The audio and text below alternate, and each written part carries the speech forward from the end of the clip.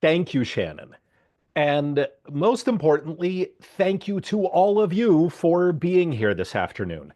I cannot believe we have so many people who are already online with us, and it's just 1 minute past the hour. As Shannon mentioned, we've got a lot to get through today. So I'm going to go ahead and already start sharing my screen here. And what we're going to do is start with a super brief, I mean like 60-second introduction to our work at the Environmental Voter Project. That's it. So that we can spend the overwhelming majority of our time going into detail across 21 states on all of the opportunities that we have for you to make a difference this year. I think we all know that we are living through some really scary times right now. And you are likely here because you want something to do. You want to fight back. You want to build political power. And that's what we are going to spend the overwhelming majority of this hour discussing. We're going to go through each one of our states, identify upcoming election opportunities where you can make a difference. And in particular, you can make a difference mobilizing these low propensity climate voters who we've already identified. So what we're also going to be telling you a little bit about is how many of these voter mobilization targets for 2025 we've identified in each of these states. We've done this at the beginning of the calendar year for the last 3 or 4 years. Oh my God, does it surprise me each year how much people love it? Because it seems like an absurd amount of data to me each time we present this. But I guess, EVP volunteers and donors are as nerdy as EVP staff is. So maybe I shouldn't be surprised. If by the time we are done all of this, we have time for a Q&A, we will absolutely have one. For the meantime, though, if you have questions, throw them in the Q&A folder. Shannon will try to answer them there, but she may, if it looks like we'll have time for a Q&A session with me at the end, hold some of them for me. Without further ado, let's go ahead and get started. In a nutshell, what we do at the Environmental Voter Project is we identify people who care so much about climate and the environment that it's their #1 priority, yet they don't vote, and then we turn them into better voters. That's it. That's what we do.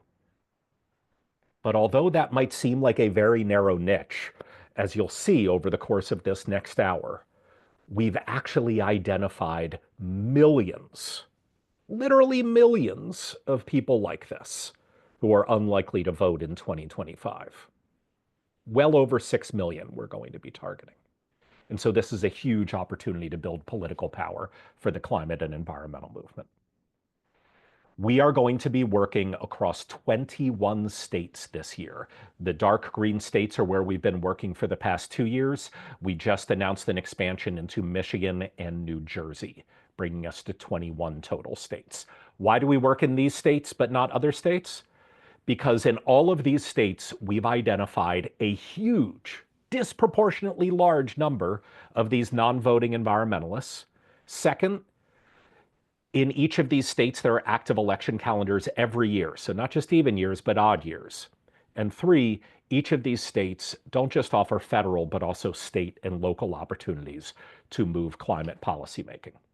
Some of you might realize that we're in almost all of the traditional battleground or swing states, but not Wisconsin.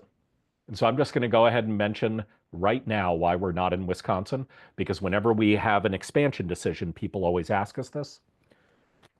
The truth is, there are almost no non-voting environmentalists in Wisconsin. I'm not going to claim it's an unimportant state. Dear God, it's a very important state.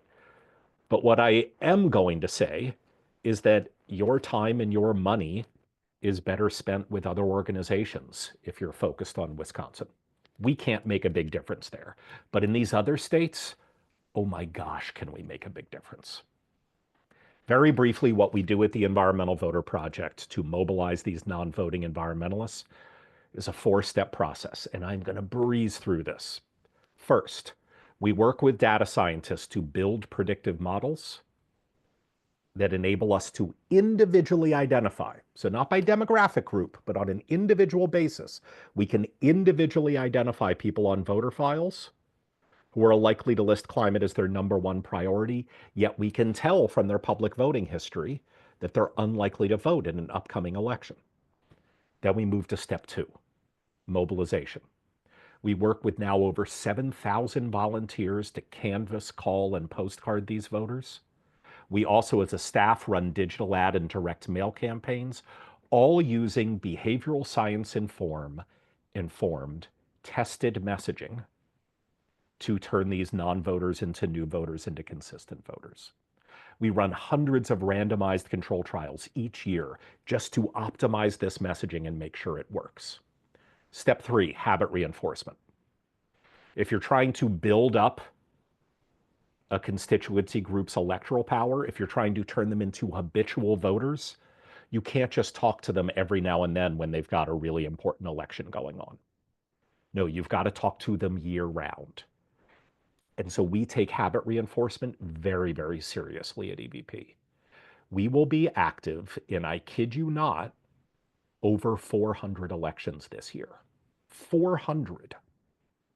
And that's not because every single one of them is important for climate policymaking. Rather, it's because every single one of them is important for building habitual voters. If you're trying to create new voters, your theory should be, how dare we let a single election pass us by without a really good reason to ignore voters? Because ultimately our goal is step four, which is to change the electorate. Because politicians go where the votes are, not where the non-voters are. So it's our job to flood the electorate, whether it be a federal, state, or local race, but to flood the electorate with as many of these climate first voters as possible. Because if we can do that, not only does it make it easier to elect climate leaders, but no matter who gets elected, it makes it more likely that they will then actually spend their political capital leading on climate change. If you would like more information about what we do, how we do it, and our results, you can go to environmentalvoter.org/about, and there will be a link in the chat. If you are new to EVP, forgive me that I'm not going to go into more detail about our work. That is not what this webinar is for, but boy, do we have a lot of great information for you on our website and our YouTube page, and we'll be sharing those links in the chat over the next minute or two. For now, though, I want to dig into these opportunities in our 21 states. And so what we are going to discuss is over 400 electoral opportunities across 21 states where you can make a difference this year. I know how you feel. Believe me, we feel the same despair and worry and anxiety right now, and we just want to be able to do something. And that's what the next 50 minutes are about. Is we're going to go through these 21 states, let you know all the great opportunities that are coming up and how we can work together to build political power at this crucial moment in time. So I hope you're ready for a whole lot of data, and I hope you're ready to learn how you can make a difference. Let's jump in. We're going to start with Alaska. The Environmental Voter Project has identified over 32,000 climate first registered voters in Alaska who, based off their previous voting history, we don't think they're going to show up this year unless a sophisticated mobilization campaign with volunteers and donors like you mobilize them to do so. All right, so what does 32,000 mean in a state like Alaska? Well, Alaska doesn't always have odd year statewide general elections, so we don't have a perfect point of comparison. But in 2022, there was an August special election for the US House, and 177,000 people voted in that. That's a statewide election. It was decided, this was where Mary Peltola ended up winning that at-large House seat. It was decided by only 5,200 votes. And so the fact that there are 32,000 low propensity climate first voters in Alaska who we know by name and street address, that's a big deal. That's a big deal. This has a lot of potential political power, this group. This year, there's some big elections coming up. Half of the state of Alaska lives in Anchorage. And Anchorage not only has their municipal election coming up on April 1st, but they will likely have many of those seats, both the legislative seats, which is kind of like their city council, as well as some other seats, likely go to runoff. So there will probably be a May 6th election as well. On October 7th, all of the, or not all, but the overwhelming majority of the non-Anchorage municipalities have elections. So almost every Alaskan's going to have at least one election this year. That's important not just to change policy this year, but it's also important when we look forward to next year, when there is an open gubernatorial race in Alaska, when Dan Sullivan is going to be defending his Senate seat, and when that at-large U.S. House seat is open, and that is currently viewed as a competitive seat. Alaska is actually going to be a very important state in 2026. All right, when we look at these 32,000 low propensity environmental voters in Alaska, we've cherry picked some demographic data that I just want to point out to you because it would take too much time to show you all the demographics that we've seen about these voters across age and race and sex. So we've just cherry picked a few things here. The first I want to show you is a pretty significant gender gap. And I want to just drill down on this a little bit now because we're going to start seeing it in all of the other 20 states. Women are much, much, much, much more likely to list climate as a top priority than men are. And so, to the extent any demographic variable now can have real predictive power and help us identifying people who care deeply about climate, it's sex data. It's sex data. So you see that among 25 to 34-year-old men and women, but that's where it's particularly stark. You can also see that among 35 to 49-year-olds, which has now pretty consistently become the most progressive age group, and certainly the age group that most consistently cares deeply about climate and the environment, 35 to 49-year-olds. You'll also see that AAPI voters pretty consistently care deeply about climate and the environment. Now, that doesn't overwhelm this gender gap in Alaska, but it will overwhelm the gender gap in some other states. And then look at this huge gender gap among white voters in Alaska. So again, the way to read this is the orange columns are registered voters. So 40.5% of registered voters in Alaska are white men. But only 27.1% of our targets in Alaska are white men. That's how to read these graphs. But look at white women. 38.9% of registered voters in Alaska are white women, but 53% of our targets are white women. So this gender gap is at its greatest among white voters. White men are disproportionately unlikely to care deeply about climate and the environment in Alaska, whereas white women are the opposite. In Alaska, we're going to be phone banking, and you can find some of these phone banks already up on our website in March, April, May, September, and October. I don't think we're going to be doing other types of voter mobilization interventions in Alaska, but stay tuned. But at the very least, we're going to be phone banking. And we already have opportunities for volunteers to sign up right now on our website.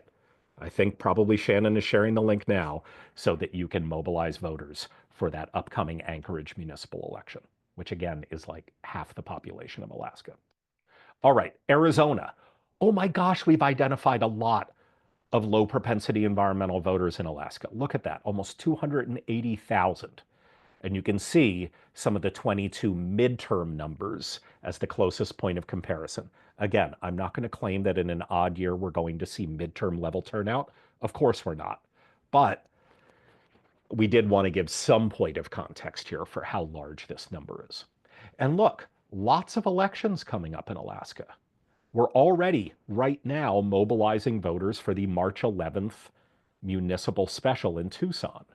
That's the second largest city in Arizona, one of the biggest swing states in the country.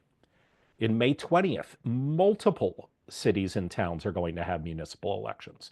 And then in August and November, Tucson and Prescott and probably many, many other cities are going to have municipal primaries and then municipal generals. And so some Arizonans are going to have three, even four elections this year. This is how we turn non voters into new voters, not only so we can start moving the dial on municipal policymaking, but also so that when next year's midterms come around and we've got a gubernatorial election and at least three competitive House races, not to mention the really close state Senate and state House in Arizona, well, we've got a heck of a lot more climate voters showing up. Now, is when we can start giving birth to these brand new climate voters.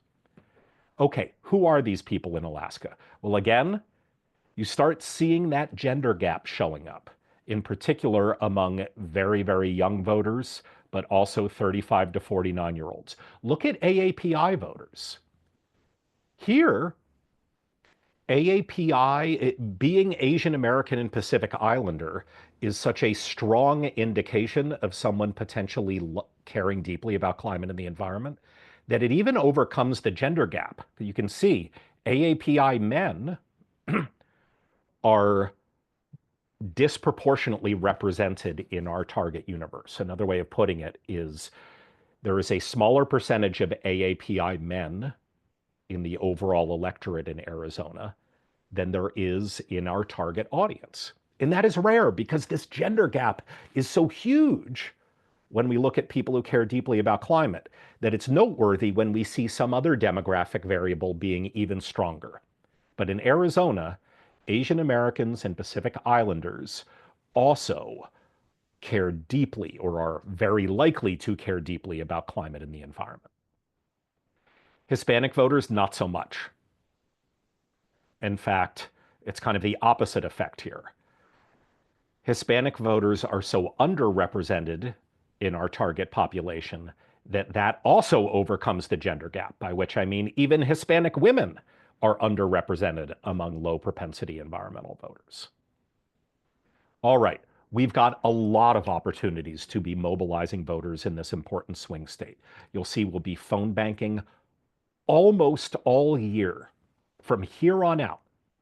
From here on out, except for June, where we think we're going to be taking a small break, we are going to be phone banking for the rest of the year. We also likely will be doing some canvassing in Tucson this fall. Great, great opportunities for you as a volunteer. And again, you can go to our website right now and already sign up for phone banks into Tucson for that March 11th election. Colorado, huge number of non-voting environmentalists. We've got a mayoral election in Colorado Springs coming up on April 1st. We've got in April and May, and I believe also in June, multiple other municipalities in Colorado that have elections. And then probably on November 4th, there will be statewide ballot measures. A word about municipal elections in Colorado. Not only are municipal elections always important, because a lot of really important climate policy making takes place in City Hall, but in Colorado, they have the ability to be especially important because there are so many publicly owned municipal utilities in Colorado. And so if you change the makeup of a city council, they might be able to shut down a coal-fired power plant, which is actually what happened in Colorado Springs a few years ago. And so these local elections in Colorado are even more important than they are in many other places. And again, looking ahead to next year, there will be an open gubernatorial election in Colorado. John Hickenlooper will be defending his Senate seat, and there will be at least two competitive House races. All right. Again, we see a gender gap in Colorado, but we start to see some things that are also some other demographic points that are so powerful that they overcome that gender gap. So look, this 35 to 49-year-old age range in Colorado cares so deeply about climate and the environment that it even overcomes the gender gap. So men, 35 to 49-year-old men, are actually overrepresented in our target audience. And it's rare that you see any men overrepresented among this group of low propensity environmental voters, but we see that among 35 to 49-year-olds in Colorado. We also continue to see that AAPI voters in Colorado are very, very likely to care deeply about climate and the environment. We are already going to be mobilizing voters for this Colorado Springs election in April 1st. And so you can go up to our website and sign up for those. I believe they are already up there. And then this fall, we're also going to be doing digital ads. All right. Florida, almost a million targets. Almost a million targets. We've got tons of municipal elections coming up in 2 weeks. We've got the Florida 1 and Florida 6 special congressional elections coming up on April 1st, where you can sign up right now to mobilize voters. There are special state legislative races coming up in June.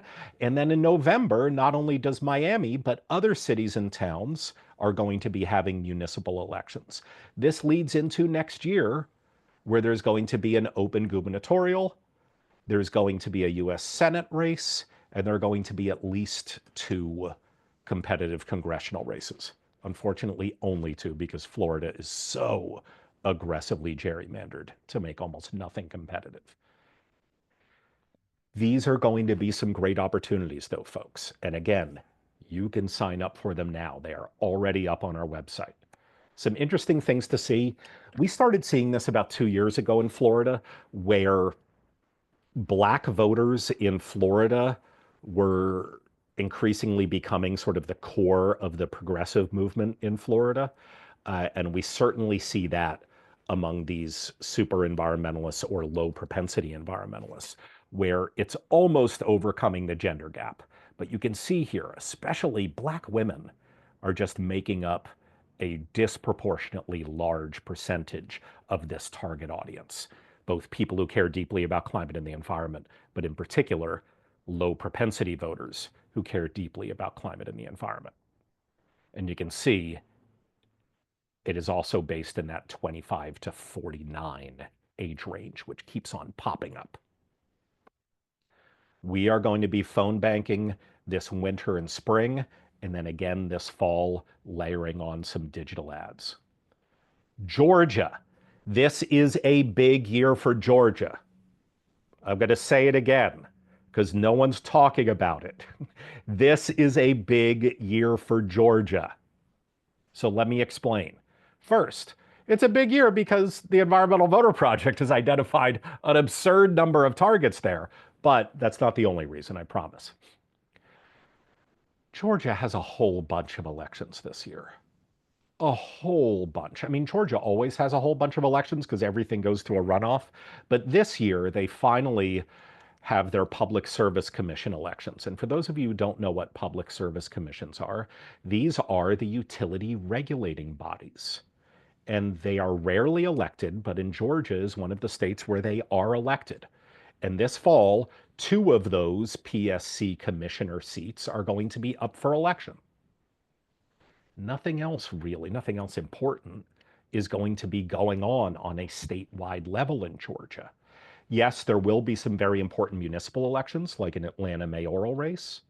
But in November, statewide, there will be an election which will pretty much determine who gets to regulate utilities in Georgia.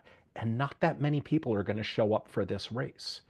But if we, the climate movement, and we, the Environmental Voter Project, really spend a lot of time and effort and money mobilizing these almost 370,000 climate first voters, we can really change a lot.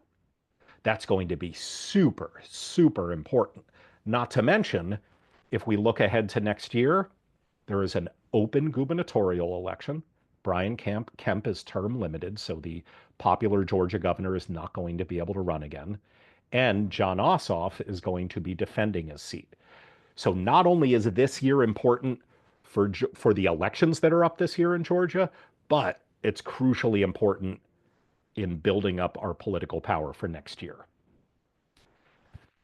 Black voters are disproportionately represented in our target audience in Georgia. So much so that it overcomes the gender gap. Look, black men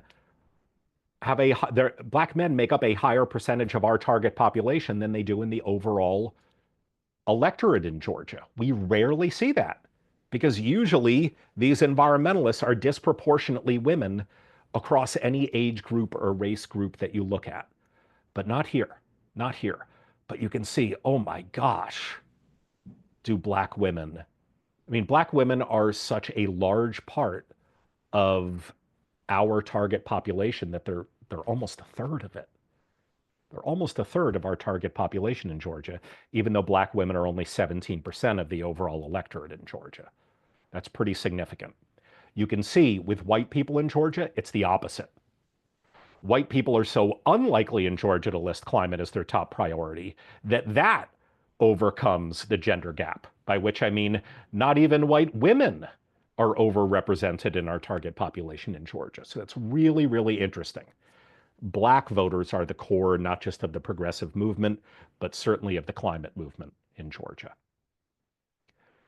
We are already mobilizing voters in Georgia. We're going to be doing digital ads this spring for a lot of those primaries. And then this fall, we are throwing the kitchen sink at those public service commission races.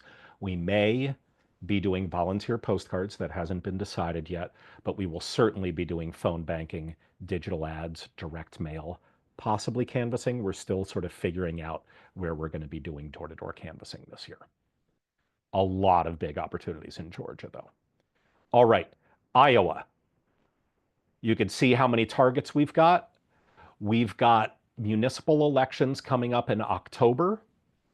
Des Moines has general elections, and then in December, there will also, Des Moines and other places have generals, and then in December, many of those will also have runoffs. So there are plenty of opportunities to get involved mobilizing voters in Iowa this year. Not to mention next year, gubernatorial, Senate race, and 2 out of their 4 congressional districts are competitive in Iowa. Most people don't realize that half of the congressional districts in Iowa are consistently competitive. You'll see in states that are overwhelmingly white, it doesn't really make sense to talk a lot about the racial breakdowns. Uh, uh, but what we have done is gone through the age and sex breakdowns in each of these. And one thing that's really interesting to see here is that uh, there is this continuing gender gap, especially among older people in Iowa, a really, really dramatic gender gap among older people in Iowa. All right, that's where we will be mobilizing in Iowa. Okay,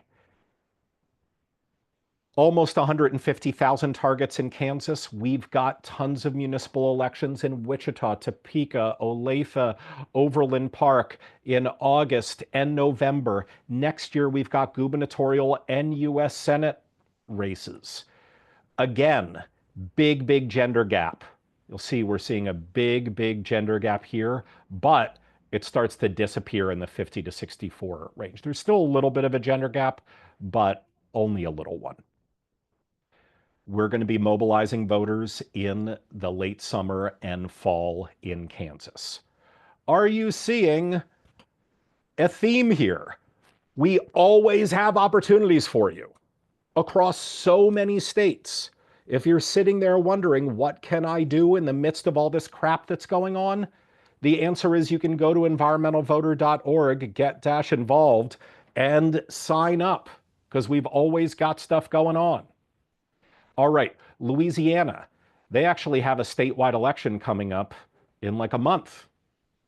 Then in May, October, and November, there are a ton of parish and municipal elections, including the New Orleans mayoral election on October 11th that may then go to a runoff. Next year, Bill Cassidy's defending his Senate seat. Similar to what we've seen in other southern states with large black populations, we see that black voters are disproportionately represented in our target audience. So much so that it overcomes this gender gap that we're always seeing. There's still a gender gap there, but even Black men are overrepresented in our target audience. Again, we are already mobilizing voters in Louisiana. Maine. Oh my gosh, is Maine going to be important next year? Oh my gosh. Maybe the single most vulnerable US Senate seat for Republicans. That's Susan Collins. There will be an open gubernatorial race next fall, and one of the two congressional districts, the northern and sort of down east uh, district held by Jared Golden, is always extraordinarily competitive. There will be lots of opportunities to mobilize voters in Maine this year, not just because of upcoming municipal primaries, but they almost always have statewide ballot measures. So every single Mainer is going to have an election this fall. Big, big gender gap, especially among 25 to 34-year-olds and 35 to 49-year-olds. Look at that. 38% of our target population in Maine is made up of women aged 25 to 49. They just make a huge, huge percentage of our targets here. Whereas if you look at older voters, they are, regardless of sex, pretty dramatically underrepresented in our target audience in Maine. Again, we're already mobilizing voters in Maine. Massachusetts has big elections coming up this year. A Boston mayoral election. Very, very big, but also Newton, Somerville, a lot of the other sort of second cities of Massachusetts are going to have important municipal elections. And boy, have we identified a lot of low propensity environmental voters there. Next year, there will be both a gubernatorial and a US Senate seat up in Massachusetts. This 35 to 49-year-old age range continues to be the most consistently progressive. We see that in a lot of our states, and the most consistently likely to care deeply about climate and the environment. So much so that even men 35 to 49 are likely to list climate as their top priority. Even men, 35 to 49-year-olds, every now and then we get something right. Also, you'll see there is a strong overrepresentation of AAPI voters, especially AAPI women, in our target population. We are already phone banking into Massachusetts for local town and city elections, and we'll be doing much more this fall. All right, Michigan. Michigan is going to be so important next year.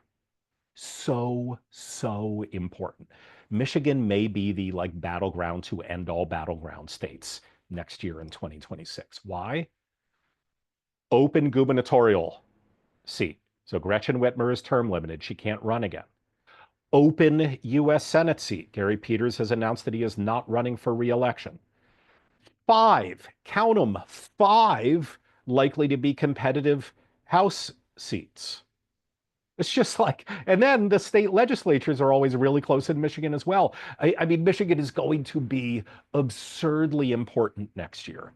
And we can start building to that this year. Detroit has an open mayoral election this fall with their primary in August. Lansing, Sterling Heights, and other cities have municipal elections. And so, yeah, we are going to be going hard at Michigan this year. What are we learning about these almost 360,000 low propensity environmental voters? Again, big, big gender gap.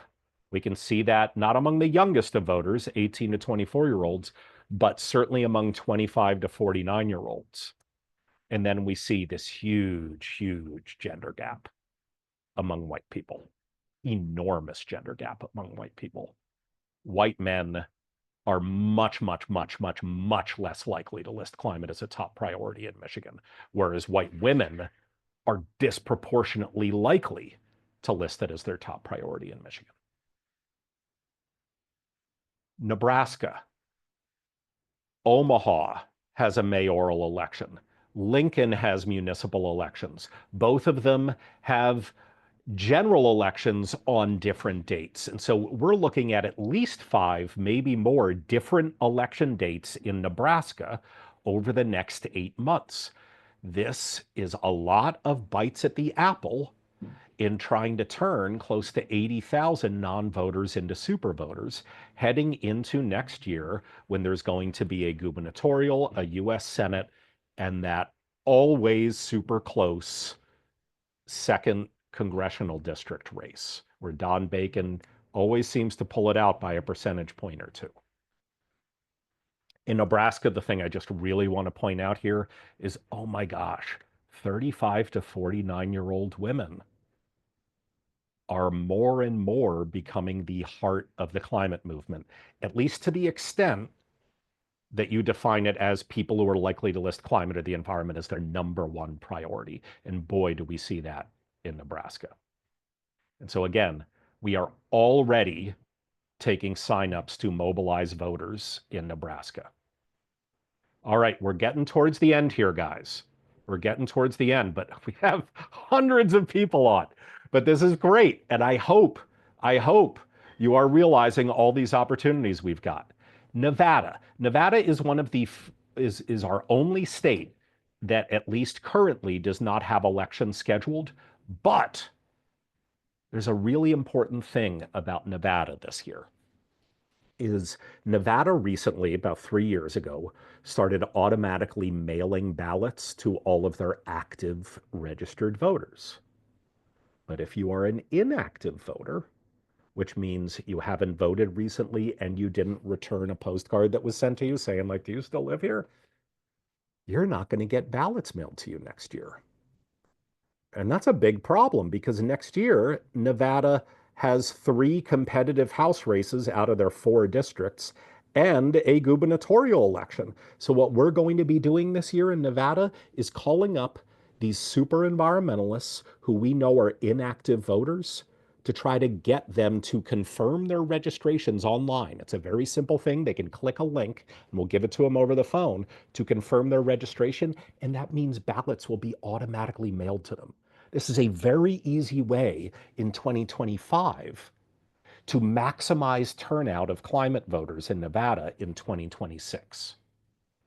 Again, the thing I really just want to point out to you is this 35 to 49-year-old age group that we're really starting to see pop in Nevada and elsewhere among climate voters.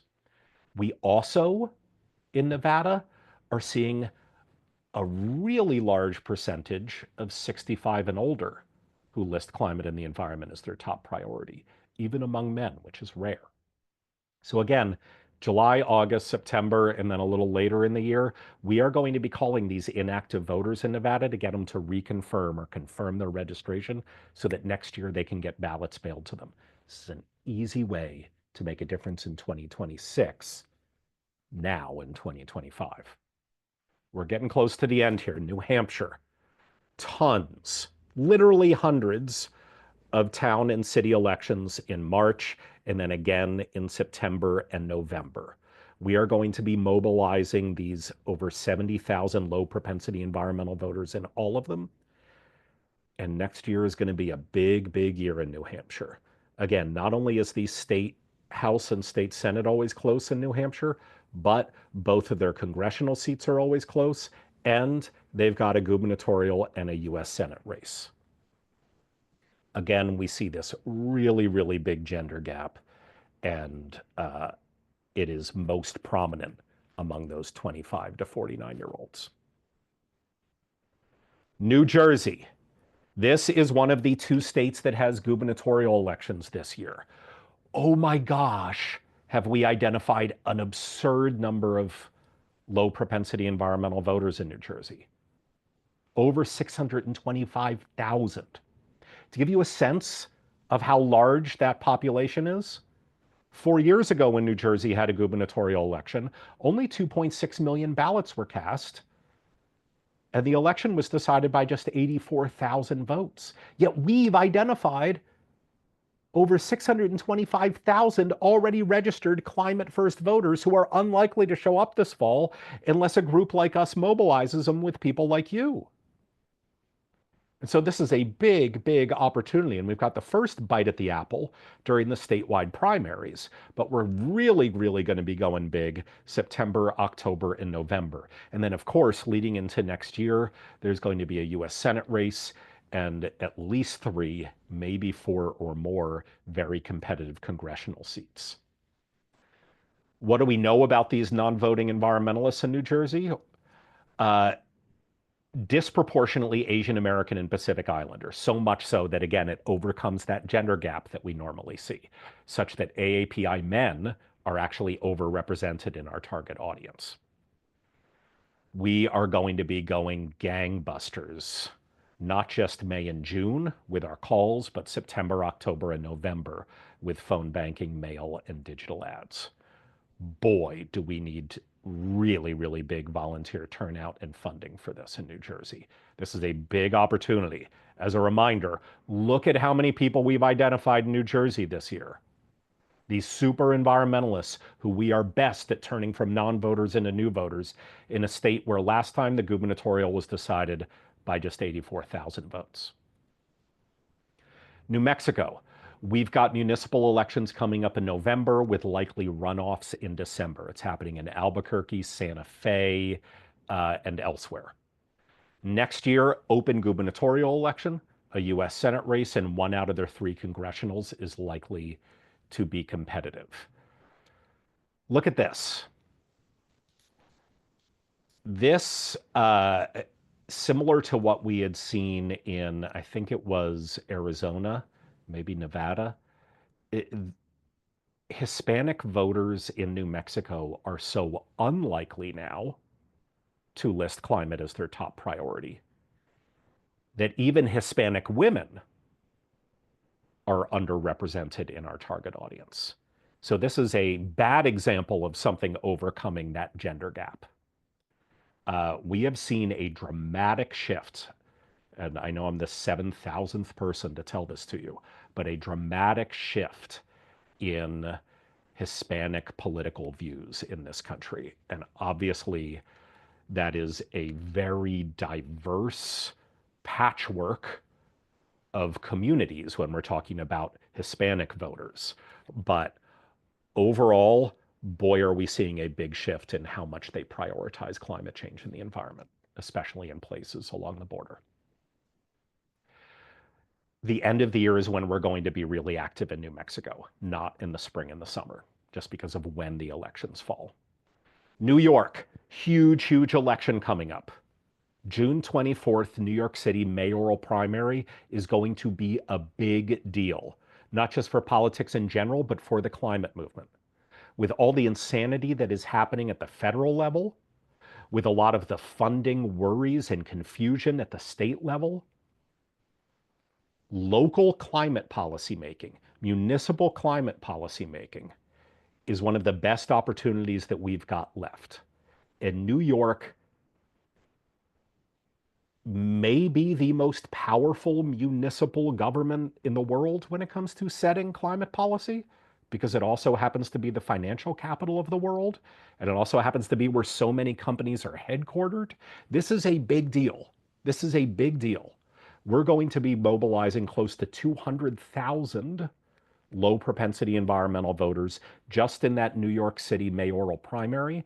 And across the entire state, we've identified almost a million. There will not just be a New York City mayoral primary in June. Lots of counties are going to have local elections then. New York 21, this is Elise Stefanik's congressional district. There will eventually, one of these days, be a special election for that this year that we're going to be very active in. And then obviously we're going to be active in all the November 4th elections in New York. And then look at everything that's coming up in 2026 in New York. Once again, New York, along with probably California and to a lesser extent Michigan, is going to decide which party controls the House of Representatives next year. And so it's not just going to be important next year, but it's going to be important this year for political power building. Once again, these 25 to 49-year-old women are the core of the climate movement in New York State, as we're seeing elsewhere. Unlike many other places, we do not see that Asian American and Pacific Islanders in New York are disproportionately represented among environmentalists. So that is another way that New York is an outlier. We do not see AAPI voters being at sort of the forefront of the climate movement in New York, as we're seeing in lots of other states. My guess is some of that has to do with the AAPI, with the demographic group of AAPI voters being comparatively older in New York than it is in many other states. Oh, I should mention, we're not just going to be doing calls, but we're also going to be doing volunteer postcards into New York City for that mayoral election. But we haven't started signups for those yet. North Carolina, we're coming to the end here. Oh my gosh, look at all those targets. Charlotte has elections coming up. Tons of other municipal elections, mayoral, city council races, September, October, and November. And then next year, maybe the second most vulnerable Senate Republican, Tom Tillis, is defending his Senate seat in North Carolina. So again, these are great opportunities, not just for this year, but building political power for next year. Women aged 25 to 49 are almost 37, 38% of our entire target population in North Carolina. Also, look at that huge, huge Black gender gap. Black women are they're twice as prevalent in our target population as Black men are. Pennsylvania, they've got House District 35, Senate District 36 coming up very, very soon. You can go to our website right now to mobilize voters for those state legislative special elections. They have a state Supreme Court seat. Well, they have multiple state Supreme Court uh, uh, sort of referenda coming up, whether you can pull people back in Pennsylvania, and they've got the Pittsburgh mayoral election. Now, the primary is the big deal there, coming up on May 20th. So a lot of really, really important elections coming up in Pennsylvania this year. And of all of the big battleground states, Pennsylvania is where we have the disproportionately largest population of targets. Look at that. Over 700,000 in Pennsylvania. It's an absurdly large number of already registered voters who care deeply about climate and the environment who are not likely to show up on election day. And then look, at least 5 competitive congressional districts next year, not to mention the gubernatorial race. When we look at 35 to 49-year-olds in Pennsylvania, that really progressive age demo, it really, really pops among our target audience, so much so that even 35 to 49-year-old men are overrepresented. And AAPI voters are really, really overrepresented among environmentalists in Pennsylvania. We are going to be mobilizing voters in Pennsylvania pretty much for the rest of the year. Pretty much for the rest of the year. We're going to take a small little break in June and July because of the way the election calendar works, but pretty much for the rest of the year. You can sign up now at our website. 2 more states, Texas. We've identified over 1 million unlikely to vote super environmentalists in Texas for this year. Over 1 million. And there's a big mayoral election coming up in San Antonio, one of the 10 largest cities in the country, in just a few months, May 3rd. We're going to be very, very active in that. A lot of the April and May municipal elections might be going to runoffs in June. And then in November, there will likely be a statewide general election. There are always ballot measures in odd year Novembers in Texas, but there will certainly be municipal and county elections as well. Next year in Texas, there's a gubernatorial, there's a US Senate race. And because Texas is enormous, but also, unfortunately, really grossly gerrymandered, there are probably only going to be 3 competitive House seats. When we look at low propensity environmental voters in Texas, we again see women 25 to 49 really, really pop. and in particular, Black women. In particular, Black women. AAPI voters are also pretty dramatically overrepresented in our target audience in Texas, so much so that it overcomes that gender gap. All right. As I mentioned, we will be going really hard in April and May for those San Antonio mayoral voters. And then throughout the summer and in particular the fall, we'll be mobilizing voters in Texas as well. Final state, so we will have time for a very short Q&A. Virginia, that's the other gubernatorial race this fall. We've identified over 400,000 super environmentalists who are unlikely to vote this fall if we don't mobilize them to. How big a number is that? Well, Ralph Youngkin, or Glenn Youngkin, sorry, the current Republican governor of Virginia, only won by 64,000 votes 4 years ago. So this is a huge opportunity for the climate movement. We're going to be mobilizing voters for the June primary, and then we're going to go really, really big this November. Really, really big. When we look at who these voters are in Virginia, again, no surprise here, women 25 to 49 and AAPI voters. You can see those are really dramatic. Even men, AAPI men, are dramatically overrepresented in our target audience in Virginia. AAPI voters in Virginia are a really, really big progressive political force, and in particular, within the climate movement. All right. So, from all of this data dump, my God, I can't believe there are still hundreds of you on here. You're amazing. I can't believe there are people as nerdy out there as we are at EVP. One very, very clear takeaway is that there are over 400 elections in which you can make a difference just in these states, starting right now. Starting right now. There will be daily, I mean that, daily phone banking opportunities from now until the end of the year. That doesn't mean we will always have public phone banks up on our website. But once you attend one of those and get trained, you can then get emailed credentials each week so that you can log on and make calls whenever you want. And that starts now.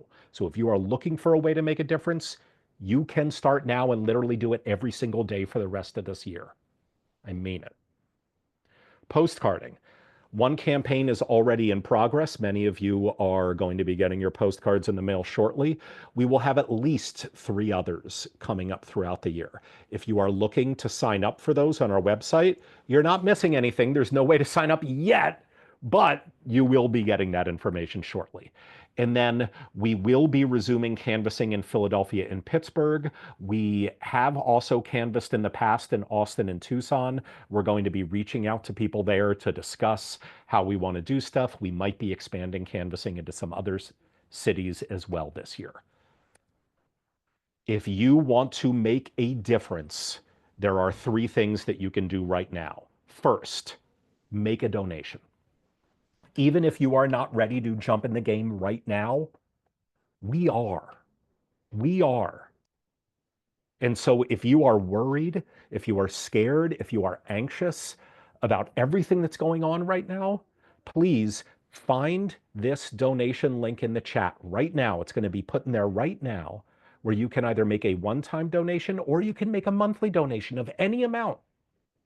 I promise you, we will put those funds right back into the field and mobilize voters so that we can start building political power. We can't wait. We can't wait. We need to start winning right now, and we're ready to do it if you're ready to help fund our work. Second, volunteer. You have now seen hundreds, literally hundreds of opportunities for you to make a difference, mobilizing climate first voters now. And so please go to environmentalvoter.org/get-involved and sign up now. Finally, do you think you can pull together 10 or 15 of your friends over Zoom to learn about our work at the Environmental Voter Project? Don't worry, I won't go through all 21 states like I did now. I would love to meet them, tell them about our work. and bring them into the fold as volunteers or as donors. If you're interested in that, please, please reach out to me. Oh my gosh, I can't believe we did this data palooza again, Shannon. We've got 4 more minutes. Do we have any burning questions that you were unable to get to in the chat? There's one that has come up a few times. It's a little harder to answer over chat. How do we use this demographic data to impact how we talk to voters? Great, great question. So, whenever we communicate with voters, we do it as part of what's called a randomized control trial. What that means is, let's say we identify 1 million voter targets in Florida. What we do not do is immediately start mailing and calling and canvassing all 1 million of them. Instead, we randomly separate them into 2 groups, a treatment group and a control group. The control group, which usually has about 15% of our targets, we set that aside and we never talk to them. Then the remaining 85%, that's the ones that we mail and call and canvass and send all of our messaging to. So that after the election, when voter files are updated, we can compare turnout in our treatment group to our control group and see which messages increased turnout and which messages didn't. Okay, now what does that have to do with this demographic data that you brought up? Well, what's great about these randomized control trials is it not only allows us to isolate what our sole impact was on turnout, it also allows us to figure out which messages work best with which demographic subgroups of our voters. So you might not realize this, but for instance, if you are a postcard writer, chances are you are not delivering postcards to every single one of our targets in Pennsylvania or in New York City. Chances are we have gotten rid of some of the youngest people in our target audience because we've got a whole bunch of randomized control trials showing that volunteer handwritten postcards don't work as well with young voters as they do with older voters. Similarly, we have a whole bunch of randomized control trials showing that particular types of messages delivered over digital ads work better with women than with men. In particular, there's a type of message called an endowed progress message, where you help people think that they're really close to voting. They just have one more step. They're almost there. They're registered to vote. They're active on the voter rolls. The last step is just voting. You're endowing them with a sense of progress rather than making them feel like they have to go from 0 to 1. That is a type of message that we've discovered works much, much better with women than with men. So we're always looking at these experiments that we run to figure out how can we target different demographic groups among our targets with different types of messaging. So we take that very, very seriously. It is rare now that we deliver one message over a single medium to every single person in our target universe without dividing it up by demographic group. Great, great question. One more, or is that it, Shannon? I think that's it. Awesome. I want to thank all of you. There are an absurdly large number of you who are still on the line. Every year we get requests to have this webinar, and I talk to my team members and I'm like, God, do people really want this? They really want like an absurd amount of data and elections, uh, across all, 21 of our states.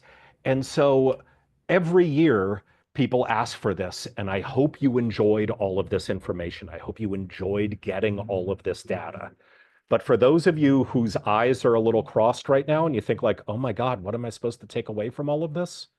Well, I'm going to tell you, take away 2 things. One, if you are looking for a way to make a difference right now, now is when you can do it. You can click on one of those links there environmentalvoter.org/get-involved, and volunteer with us this week. Moreover, once you get trained on those phone banks, you can literally call every day for the rest of the year. We will have opportunities for you. And the second takeaway I want you to have is that even if you're not ready to volunteer, there are thousands of your colleagues who are ready. And so support them. Make a donation now. Click on the link. We're about to end this Zoom and the link will no longer be there. Go into the chat, click on the link, make a donation. We are fighting hard every day right now. And boy, would we love to rush your funds right out in the field to mobilize these voters. All right. Thank you, everybody. I will see you on the phone banks. Bye-bye.